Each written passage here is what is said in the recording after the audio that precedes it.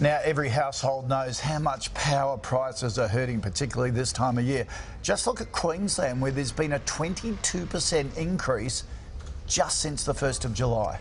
And that has prompted thousands of people in the state's southeast to get on board with Consumer Network One Big Switch and push for a better deal. But the rest of Queensland, Western Australia and the Northern Territory don't have that choice. One Big Switch campaign director Christopher Zinn is here. Morning to you, Chris. Now, why can't everyone switch to cheaper power? Because not everyone has a choice. I mean, we're used to having lots of choice through our lives, and people complain with door knockers and electricity offers, those areas that have it. But I can tell you, those areas that don't really want it. And for example, with this campaign in Queensland, we've got 60,000 people in the southeast corner who can switch, who are getting a better deal. But those in the rest of the state, rural and regional Queensland, they don't have a choice. So they're left paying that regulated rate, which is, you know, higher than you can get from the market rates. Those in the areas that can switch, though, about a third, I believe, are still paying for more. Yeah, look, if you look in New South Wales, South Australia and Queensland, there's about a quarter of households who are stuck on what's called a regulated rate. And they're not taking advantage of the market. Now, that's because they could have been confused, they could become disillusioned, there's some complexity that needs to be ironed out. I would say it's getting better.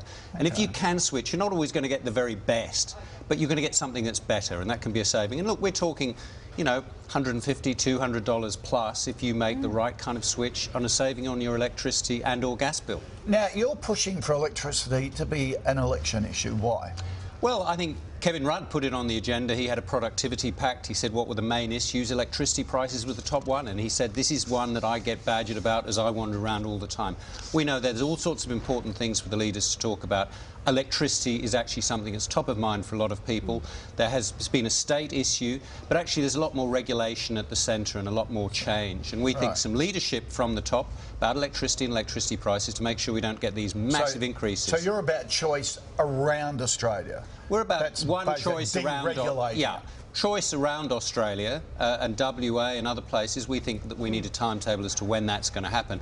But it's also about getting some structure around the network and these costs that have been passed on. And that can happen at the centre and the federal level where the states perhaps haven't come to the party. Well, I'm sure you've got a lot of attention this morning on that. We'll put all the details on the website. Thank you so much, Christopher. Really appreciate it. And when we get another politician in, we should put it to them like an Abbott or for the big guns on Friday. Yeah, good idea. So give it to them as homework, come back on with the the list. stats. All right, head to the website.